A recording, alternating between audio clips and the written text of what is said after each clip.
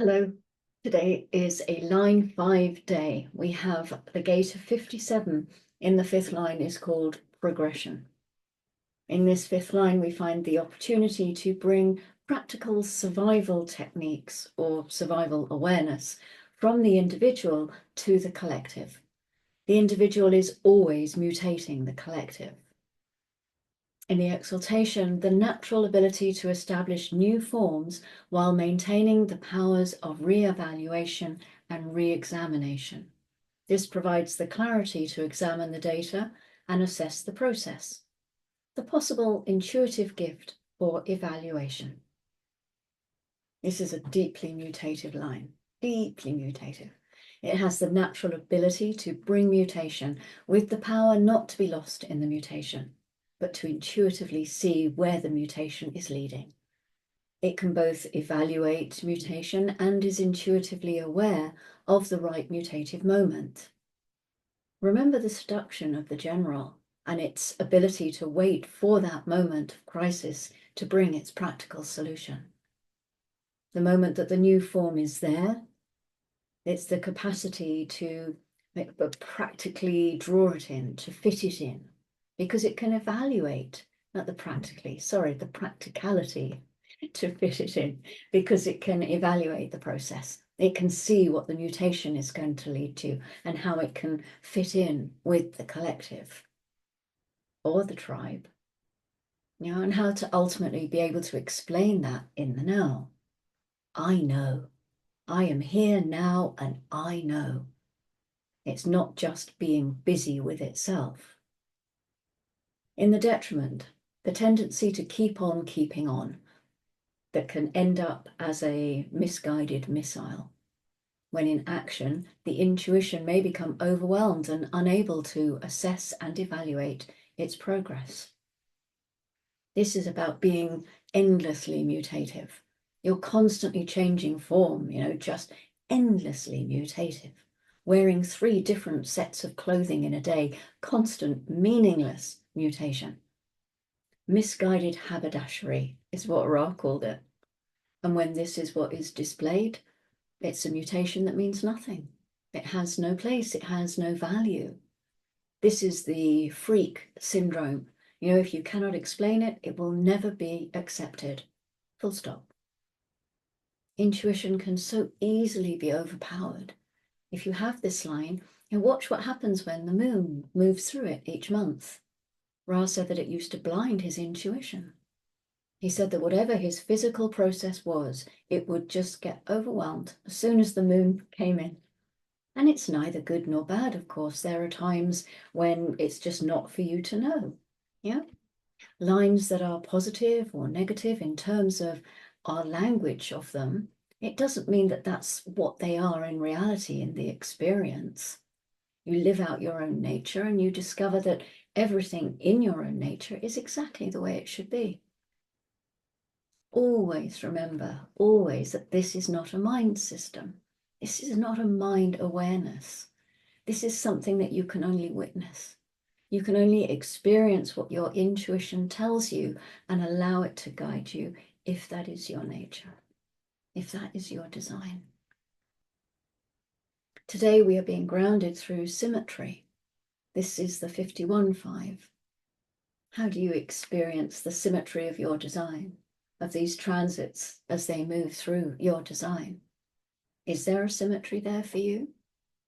Maybe not. Is there a balance to be found, an equilibrium point? Does this knowledge feel practical to you? Intuitively practical? Does it bring the potential of a solution or not? As I share these gates, as they come round in the wheel, I'm taking them out of context. How do they play in your own experience and your experiment? And if you look at today's transit and you lay it over your chart, what do you notice? What could you be experiencing that is not usually in your sphere? What are you being conditioned by? If you run a Just Now chart using any of the online software, always make sure you're only just looking at the personality side, the conscious activations, those on the right side of the chart. Some Just Now charts that I've seen, they They show you both sides, but you only really want that because that is the just now bit.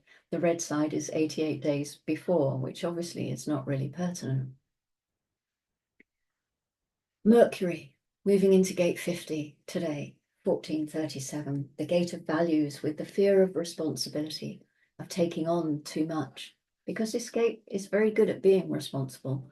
You know, it's sorting out the values, the rules for the tribe, keeping the cauldron full, making sure everybody gets fed.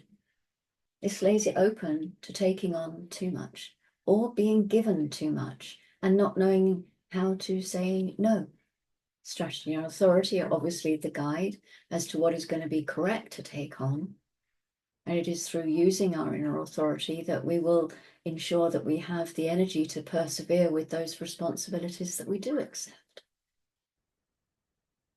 The moon is still in gate 61, the gate of mystery, the inner truth up there in the head center, pointing down to gate 24 in the Ajna, the individual pressure to be inspired or inspiring.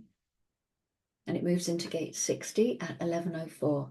This is the gate of limitation, the gate of acceptance. It's another individual gate, highly mutative, in the channel of mutation. It's a mutative energy that comes in a pulse, and there's no telling when that pulse will hit. This is part of the limitation, together with the potential to accept the limitation. That's part of this too. And then ultimately to transcend it. Next, the moon transits into gate 41 at 2102. This is another root gate, and it's called decrease, contraction. And it's cutting back on what's going to take too much energy, what there isn't the fuel for. It's the gate of fantasy and imagination, with the awareness that not everything we fantasize about is going to come into reality, which is probably a good thing. Some of the things people fantasize about. This is projector energy. There's an invitation to leave expectations behind in order for the experience to be free and unfettered. Unless that's your fantasy. I'm going to stop that one. Sorry, I'm not going down that road. The 41 must be connected to the 30. Pull back, pull back. On the other end of the channel in order for there to be a chance of expression further up the stream. And the final moon transit for today is another root gate. This is gate 19. This is coming in, the moon is coming in at 6:53 tomorrow morning.